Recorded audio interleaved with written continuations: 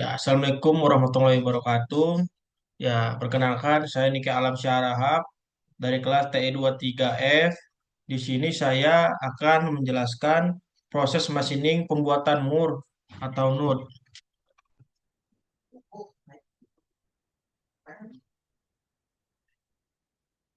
Nah, untuk mur tersendiri ialah mur adalah sebuah pengikat atau pengencang yang biasanya digunakan bersama baut untuk mengikat dan mengencangkan dua atau lebih komponen.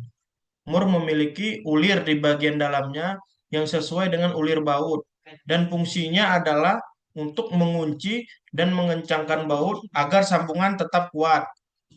Nah, di sini saya akan menjelaskan proses pembuatan mur. Nah, untuk nomor satu itu untuk pemilihan bahan baku. Proses pemilihan bahan baku mur melibatkan beberapa tahap penting.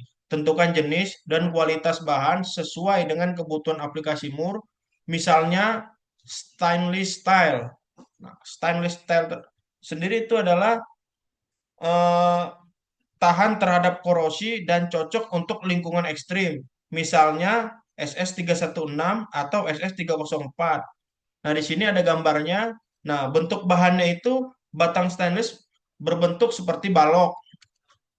Nah, itu bahan bakunya selanjutnya adalah yang digunakan pada mur itu baja paduan. Baja paduan memberikan sifat-sifat yang penting untuk mur seperti kekuatan, kekerasan, ketahanan aus, dan ketangguhan. Nah, di sini ada contoh gambarnya. Bentuknya baja paduan itu berbentuk juga sama seperti balok ya. Nah, proses selanjutnya itu adalah faching atau peralatan permukaan. Proses patching machining pada mur adalah teknik permesinan yang digunakan untuk membuat permukaan akhir yang rata dan bersih pada ujung atau permukaan mur. Nah, ini seperti contohnya ya. Contoh ini alat untuk proses patching terlihat seperti mm, alat bisa seperti rata dan bersih. Nah, untuk proses selanjutnya itulah pembentukan dimensi luar. Proses pembentukan dimensi luar pada mur umumnya melibatkan penggunaan mesin bubut dan senai. Dimensi luar yang dimaksud meliputi diameter, panjang, dan bentuk heksagon atau segi enam mur. Nah, tahapan prosesnya itu eh, yang pertama pembuatan bentuk umum, keduanya itu pembentukan ulir luar, dan ketiganya itu pemotongan dan finishing. Nah, ini seperti contoh gambar sebagai berikut. Nah, proses selanjutnya itu adalah pengoboran pada lubang tengah atau drilling. Pengoboran lubang tengah atau drilling itu menggunakan mesin bor atau drill press atau mesin bubut mata bor sesuai dengan diameter yang telah ditentukan. Nah, ini contoh gambarnya itu pengoboran lubang tengah ya. Jadi prosesnya itu seperti ini. Nah, proses selanjutnya itu adalah pemrosesan tambahan atau disebut juga opsional. Beberapa mur mungkin memerlukan tambahan ya, seperti deburring, itu seperti menghilangkan gerinda tajam.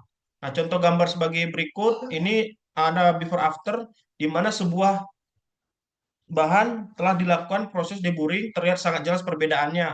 Nah, yang before ini belum belum terlihat, belum di deburring, setelah di deburring itu terlihat sangat jelas, yang di mana itu terlihat lebih rapi atau terlihat lebih bagus. Nah, proses selanjutnya itu adalah finishing. Finishing pada baut adalah serangkaian proses yang diterapkan pada permukaan baut untuk memberikan perlindungan, meningkatkan penampilan, atau memenuhi persyaratan spesifik. Nah, berikut gambar mur yang sudah dilakukan proses finishing. Ini ada contoh gambarnya. Nah, proses selanjutnya itu inspeksi kualitas. Sebelum mur dinyatakan siap untuk digunakan, maka akan ada yang namanya pengecekan oleh QC.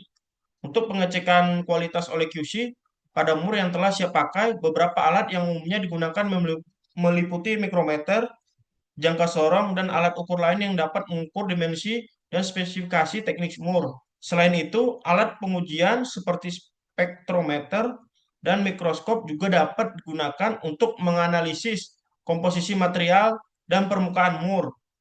Nah, pengecekan visual meliputi inspeksi terhadap cacat permukaan seperti retak, bintik-bintik, lubang, atau cacat lain yang dapat mengaruhi kekuatan dan kendalaan mur. Nah, ini contoh gambar yang sudah dilakukan proses inspeksi kualitas oleh QC.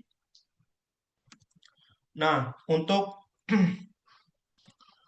proses pembuatan mur tersebut sudah saya jelaskan dari awal, yang dimana proses tersebut sudah mengikuti sesuai yang prosesnya. Saya mohon maaf apabila ada kesalahan. Wabillahi taufiq wal hidayah. Assalamualaikum warahmatullahi wabarakatuh. Sekian, terima kasih.